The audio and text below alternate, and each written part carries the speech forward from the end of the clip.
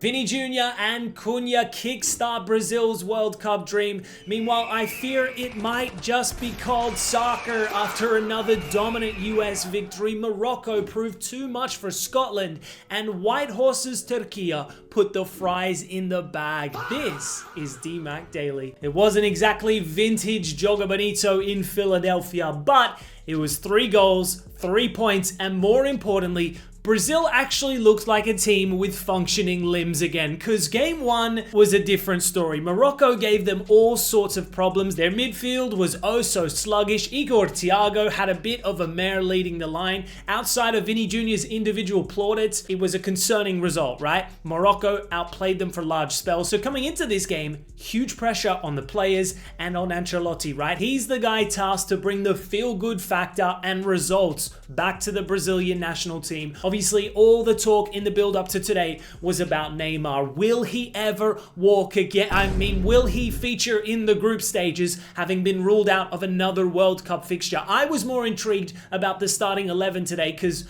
Ancelotti promised changes, and in the end, he did make 2, with Igor Thiago dropped for Cunha and Danilo starting at the expense of Ibanez. Both starts probably warranted off of the back of last game. I was surprised that Casemiro and even Paqueta kept their place in the team, as both were pretty poor last outing. Casemiro in particular looked well and truly off the pace. But onto the match itself, and right from the start, Brazil did look sharper. They had a goal disallowed early on. They were consistently getting runners beyond Haiti's backline. There was more movement, more intent, and less of that stiff, awkward, what exactly are we doing here energy from match day 1. Then Cunha found the breakthrough. Now his first goal was not exactly one for the highlight reels. Vini forced the save, the ball spills out. Haiti desperately tried to clear it, and Cunha bundled it over the line. A big moment for the Brazil number 9. They're looking for striker solutions. Thiago underdelivered previously. Endrick's there patiently waiting on the sideline, so Cunha would have been thrilled to get on the score sheet. No matter how ugly the goal was, it still got the party started. Cunha and co were surfing. The second goal, however, that's what I'm talking about. Vini with the defense splitting through ball, and Cunha takes a slightly awkward first touch, and then on his weaker left foot, hammers it into the top left corner. That was the moment Brazil properly announced themselves at this year's tournament. The stadium was pumping. Beyond the 2 goals, Cunha was looking lively throughout. Unlike Thiago, who's more of a traditional number 9, the Man United forward is a more versatile and creative option, one that can drop into different areas and link up with his fellow forwards. Things then got even better for Brazil as Paqueta dinked the ball over the top. Vini Jr. timed his run to perfection and slotted home his second goal of the tournament, overtaking Ronaldinho for World Cup goal contributions. 3-0, happy days heading into the break, until a big blow out of nowhere as Rafinha would pull up with what looked to be a hamstring issue. An abrupt ending to the winger's evening. That could be a big problem. Rafinha is not always Brazil's flashiest player, but his work rate, his pressing, and end product is so important for Ancelotti's side. Losing him for the tournament would be devastating. So in his absence, Ryan made his World Cup debut, the youngest player to do so in 66 years. Unfortunately though, his impact wasn't incredible today, still finding his feet in the national team environment. The second half was a bit of a non-event from Brazil's perspective. They weren't nearly as dangerous going forward. Alisson came up with a big save as Haiti started to really go for it. Martinelli struck the crossbar, and fellow substitute Endrick went one better, slotting one home, only for the goal to be ruled offside by the narrowest of margins. Slightly disappointing, that second half display, but fair play to Haiti for a team playing at their first World Cup since 1974 against Brazil. After already losing to Scotland, they gave a really good account of themselves. They're now eliminated, but they were not embarrassed today. There's certainly dignity in that. As for Brazil, look, they're now well positioned to potentially top Group C. I expect Morocco to beat Haiti, but they'll probably rotate in that game. So from a goal difference standpoint, not sure how that will play out. Scotland are no pushover, but on paper, Brazil should have enough quality to prevail in that one. It must be stated though, man, they look slow in midfield at times. Casemiro was, in my opinion, poor again today. I think he's a liability right now in that team, but I'm not sure if they have an adequate solution to this problem.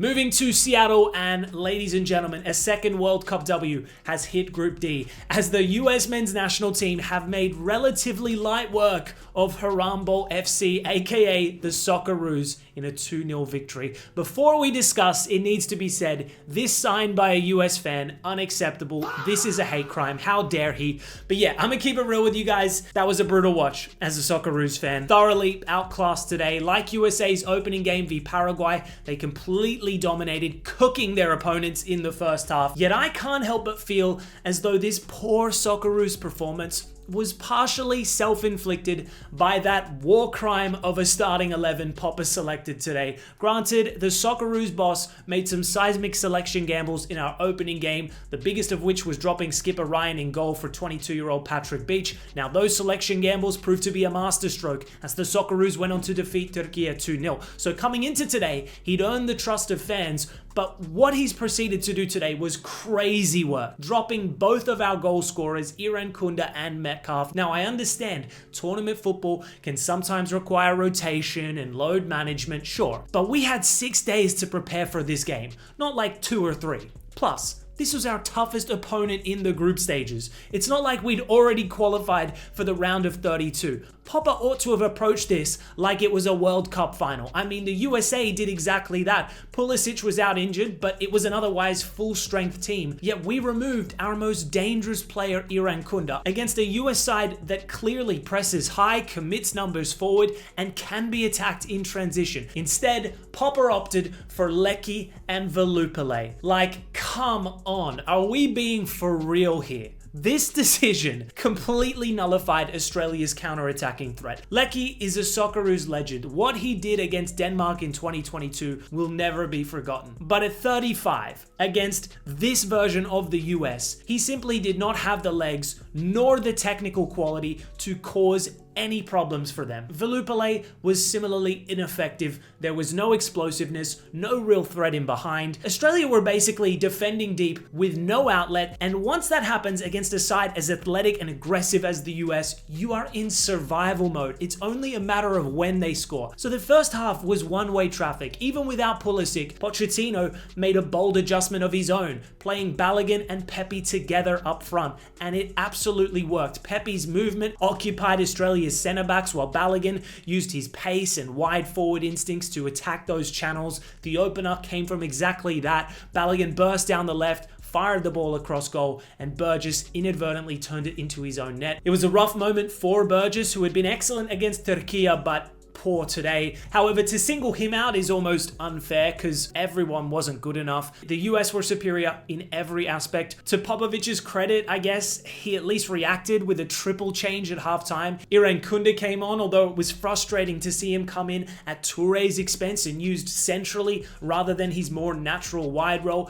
His presence still changed the psychology of the game, though. Suddenly the US backline actually had someone to worry about on the counter. The other major positive was Christian Volpato's cameo. Within seconds of coming on, he slipped a sharp ball in behind for İrfan Kunda and immediately gave Australia something they'd been missing: personality in possession. He wanted the ball, he wanted to turn, he wanted to create. He looked like exactly the kind of final third player Australia need moving forward. But the improvement came too late, right? The US had dropped off by then, they'd managed the result perfectly, and Australia still also refused to fully gamble. At 2-0 down, sticking with a back five. Come on, Popper, you gotta go for it from there. So a disappointing day for the Socceroos, but on a more positive note, at least Volpato's capside now, am I right? From a US perspective though, this was a huge statement. The entire build-up had been dominated by Pulisic's calf issue, and once he was ruled out, there was a real question over whether the US could maintain their terrifying attacking rhythm. Instead, Pochettino found a solution that actually might give him more options later in the tournament. That Balogun-Pepe partnership looked good today. Every starter delivered another stellar performance. Alex Freeman was particularly impressive at 21. He's becoming one of the breakout stories of this tournament. A year and a half ago, he was still trying to properly establish himself in the MLS. Now he's a World Cup starter, a Villarreal player, and a scorer on the biggest stage. His goal was instinctive and fearless, which was all the more admirable considering he just suffered a head clash moments earlier. Just a really well-rounded player in my opinion, assured defensively and a threat going forward. The result also carries historical weight for the host nation. The US have now won back-to-back World Cup games for the first time since 1930, and for the first time in 10 matches they kept a clean sheet in front of more than 66,000 fans in Seattle. The atmosphere was incredible. More importantly, the US are now into the round of 32 with a game to spare. Bigger tests await, but very promising signs nonetheless. Elsewhere in Group C, and Scotland's World Cup dream has taken a hit as Morocco reminded everyone why they are one of the most dangerous sides in the tournament with a hard-fought 1-0 win in Boston. The Scots came into this game with morale at an all-time high after that emotional 1-0 win over Haiti. There was a chance to take a giant step towards a historic knockout qualification. Instead, they were hit with a sucker punch after only 70 seconds. Brahim Diaz with a clever ball in behind Ismail Saibari, timing his run to perfection, narrowly avoiding the offside trap before smashing it in from a tight angle. A ridiculous goal. Same two players that carved Brazil apart in game one were back at it. Different type of finish, but equally exquisite technique from Morocco's soon-to-be Bayern Munich forward. So before Scotland even had a chance to settle, they found themselves facing an uphill battle. From there, the first half was uncomfortable viewing for Scotland. They looked unsure of themselves in possession and technically inferior against a Moroccan side that moved the ball with so much quality. I mean, the poise at which this team operates is a joy to watch at times. They weren't at the absolute peak of their powers today, but the midfield trio of Bouadi, El Ainaoui, Unahi, the creative wingers, Saibari up top, Hakimi and Masraoui on either flanks. Yeah, this team's class. Now, in fairness to Scotland, they were much better in the second half. McTominay started to have some influence in the game. They had a couple penalty shouts. I thought the McGinn one was very suspect, just quietly. I'll let you guys be the judge of that. Ben Doak came on and looked lively too, but that was about it, really. In the end, Morocco didn't struggle all that much. Scotland didn't even end up registering a single shot on target. I'll be honest, I'm not particularly convinced with this Scotland side. I think they're set up to frustrate teams and are well organized, but lack the quality and creativity in the final third to match it with the best. Even against Haiti, they struggled at times. Maybe they can pull off an enormous upset v Brazil, but I don't envision that happening. The good news though is that even if they do go on to lose that match, 3 points still gives them a fighting chance, especially with the expanded format and third place qualification. As for Morocco, I genuinely think this is the best African team the World Cup has ever seen, and I mean that sincerely. I know they reached the semis in 2022. That was a historic moment, but they've evolved since then. They now have the quality in midfield to actually dominate elite teams, not just outwork them. They outclassed Brazil for large periods in their opener. Bouadi and Al Ainaoui are ridiculously talented. My only criticism with Morocco is that we're yet to see a complete performance from them. In both games, they've dropped the intensity substantially in the second half, but I think they're only going to improve with each game. So they're a scary proposition in the knockout stages for sure. One team that won't be a scary proposition in the knockouts is TÜRKIYE, having now suffered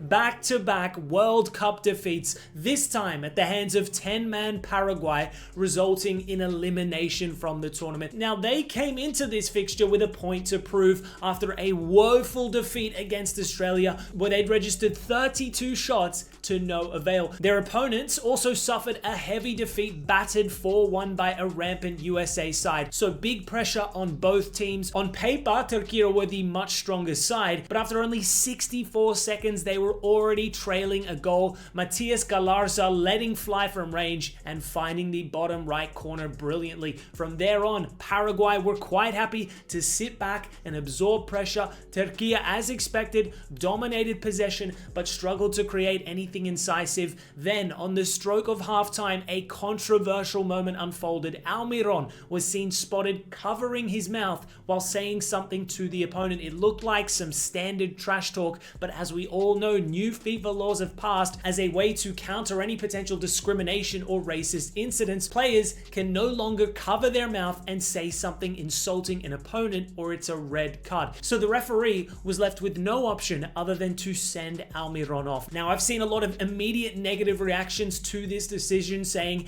it's a habit, players do it all the time, that the game's gone, that players are getting sent off. But I'm sorry, Almiron's 31 years old. He should have been aware of the rules here. By the letter of the law, a send-off is the right decision to make for engaging in this behavior. Very silly of the player in my opinion, and it probably should have cost his country. But luckily for his and Paraguay's sake, TÜRKIYE are absolute garbage. Despite a host of chances, they were unable to find a breakthrough. 32 attempts today. That's 62 shots in 2 games, 0 goals. Embarrassing stuff. You deserve to be eliminated. I don't want to ever hear dark horse shouts again regarding these guys. Perennial major tournament failures, serial bottle jobs. Paraguay were down a man for over 45 minutes, and TÜRKIYE were feckless throughout. If I'm Turkish, I'm crashing out right now. That being said, I'm buzzing for Australia v Paraguay. That's going to be a banger matchup. Anyways, guys, that's all for today's DMAC Daily. Thanks for tuning in, and I'll see you tomorrow.